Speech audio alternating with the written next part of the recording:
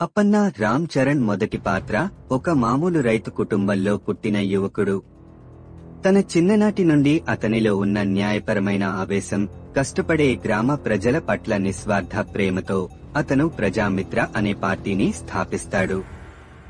ప్రారంభంలో గ్రామ అభివృద్ధికి పనిచేసినప్పటికీ అతని చుట్టూ ఉన్న రాజకీయ ద్రోహాలు వేగంగా ఊపందుకుంటాయి. సిద్ధప్ప ఎస్జే సూర్య అప్పన్నకు అత్యంత నమ్మకమైన స్నేహితుడు. స్వార్థపరుడై అధికారం కోసం అప్పన్నను మోసం చేస్తాడు. అప్పన్నను పథకం ప్రకారంగా పెద్ద అవినీతి కేసులో ఇరికించి అతని జీవితాన్ని నాశనం చేస్తారు.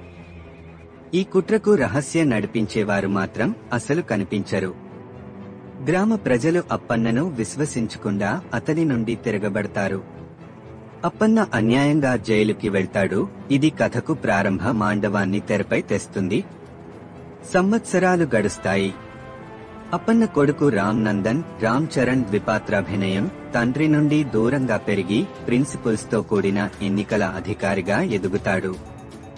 అతను నియమ నిష్ఠతో పనిచేస్తూ అవినీతికి వ్యతిరేకంగా నిలబడతాడు. అయితే అతని తండ్రి గతం గురించి అతనికి ఏ సమాచారం లేదు. కామేశ్వరరావు ఎస్జే సూర్య అనే పెద్ద నాయకుడి అవినీతి వ్యవస్థను బయటపెట్టడానికి ప్రయత్నిస్తున్న సమయంలో అతను తన తండ్రి పట్ల జరిగిన ద్రోహం గురించి తెలుసుకుంటాడు.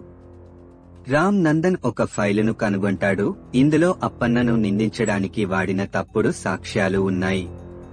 అతనికి తెలిసవుతుంది తండ్రి నిజమైన మర్యాదకు తీసుకురావడం తన ప్రాథమిక బాధ్యత అని. సిద్ధప్ప మాత్రమే కాకుండా ఒక మూడవ వ్యక్తి ఈ కుట్రను నడిపించాడని రామ్ నందన్ తెలుసుకుంటాడు. ఈ మూడవ వ్యక్తి కామేశ్వరరావుతో ముడిపడి ఉన్నాడు. కానీ అతని అసలు పాత్ర ఆఖరి క్షణం వరకు రహస్యంగా ఉంచబడుతుంది. రామ్ నందన్ తన ప్రణాళికలు ప్రారంభించినప్పుడు అతని టీంలో ఒక మోసగాడు ఉందని అతనికి అర్థమవుతుంది. ఎవరు ప్రతిదానిని కామేశ్వరరావుకు లీక్ చేస్తుంటారు. రామ్ నందన్ తల్లి పాత్ర కీర్తి సురేష్ కీలకంగా ఉంటుంది. ఆమె గతాన్ని రహస్యంగా ఉంచుతూ అసలైన కుట్రకారులపై నిశ్చితమైన సమాచారం ఇస్తుంది.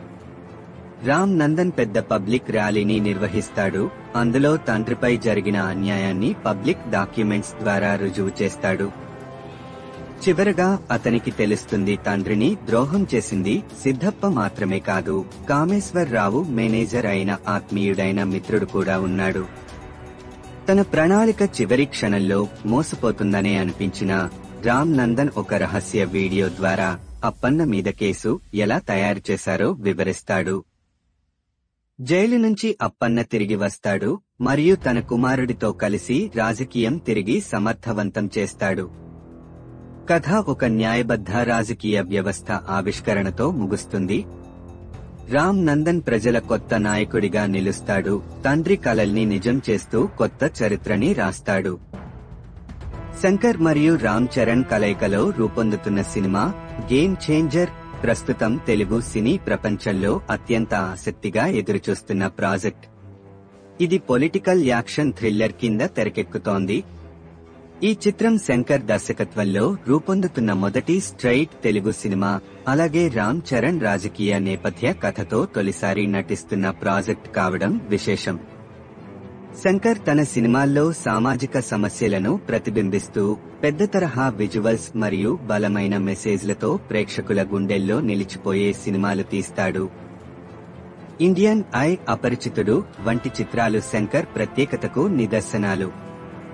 గేమ్ చేంజర్ కూడా రాజకీయ అవినీతి, సామాజిక మార్పు వంటి ప్రధాన అంశాల చుట్టూ తిరగబోతుందనే సంకేతాలు ఉన్నాయి. రామ్ చరణ్ తన పాత్ర కోసం పూర్తి మేకోవర్ పొందినట్లు సమాచారం. ఇందులో ఆయన రాజకీయ నాయకుడిగా కనిపిస్తారని టీజర్లు సూచిస్తున్నాయి. మంచి మరియు చెడు రాజకీయాలకు మధ్య తేడా ఎలా ఉంటుందనే అంశాన్ని ఆయన పాత్ర ద్వారా వెల్లడిస్తారని తెలుస్తోంది. ఈ చిత్రం అత్యంత భారీ బడ్జెట్తో రూపొందుతోంది. శంకర్ తన మార్క్ అయిన విజువల్ ఎఫెక్ట్స్, గ్రాండ్ సెట్స్ మరియు అత్యున్నత స్థాయి యాక్షన్ సీక్వెన్స్లను ఈ సినిమాలో ప్రతిష్టాత్మకంగా ప్రదర్శిస్తున్నారు. రాజకీయ సభల సభ్యుల మధ్య సంభాషణలు మరియు మాస్ యాక్షన్ సీన్లు ప్రధాన హైలైట్ గా నిలుస్తాయని చెబుతున్నారు. ఈ సినిమా షూటింగ్ సమయంలో కొన్ని ఆలస్యాలు కూడా ఎదురయ్యాయి. ముఖ్యంగా శంకర్ తారలతోనూ ఇతర చిత్ర ప్రాజెక్టులతోనూ బిజీగా ఉండడం వల్ల రామ్ చరణ్ శంకర్ కలయికలో భారీ మెసేజ్.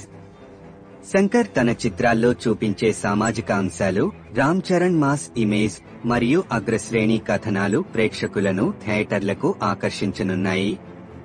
గతంలో భరత్ అనే నేను, లీడర్ వంటి రాజకీయ నేపథ్య సినిమాలు సక్సెస్ సాధించినప్పుడు ఈ కథలో కొత్తదనం ఉండాలని ప్రేక్షకులు ఆశిస్తున్నారు.